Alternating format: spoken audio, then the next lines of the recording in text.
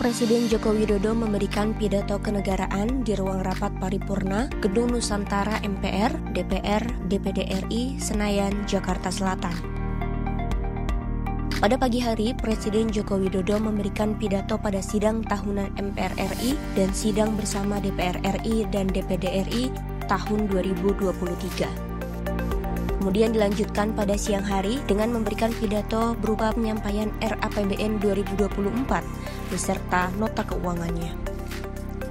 Asisten Deputi Hubungan Lembaga Negara dan Lembaga Pemerintah Kementerian Sekretariat Negara sebagai pihak yang mengurusi administrasi Presiden pada agenda ini menjelaskan rangkaian proses penyusunan pidato Presiden pada pidato kenegaraan tersebut. Pidato kenegaraan Presiden setiap tanggal 16 Agustus setiap tahunnya itu disiapkan oleh Kementerian Sekretariat Negara. Adapun tahapan penyiapan pidato itu adalah bahan-bahan pidato dikumpulkan dari kementerian lembaga, kemudian diserahkan kepada tim khusus atau tim pidato kepresidenan untuk diolah, dipadukan, diramu, dan sebagainya, sehingga menjadi suatu naskah pidato. Dalam proses penyusunan itu memang cukup memakan waktu, jadi naik turun, koreksi, dan akan semaksimal mungkin disesuaikan dengan isu yang paling update. Nah, bahan pidato itu selanjutnya apabila telah mendapat persetujuan Bapak Presiden, dan ini biasanya last minute, ini dimaksudkan supaya isu terkini itu tercover semua. Jadi kalau pidato tanggal 16 pagi, tanggal 15 malam itu pidato baru selesai.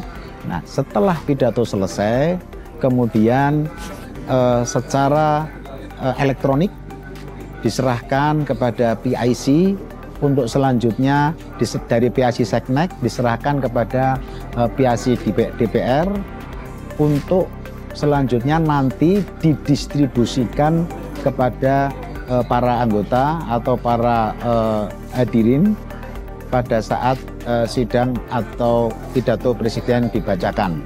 Tak hanya itu, Hadi Nugroho juga mengungkapkan ada beberapa perbedaan terkait mekanisme penyusunan dan peredaran pidato yang disampaikan oleh Presiden Jokowi pada tahun ini dengan tahun-tahun sebelumnya.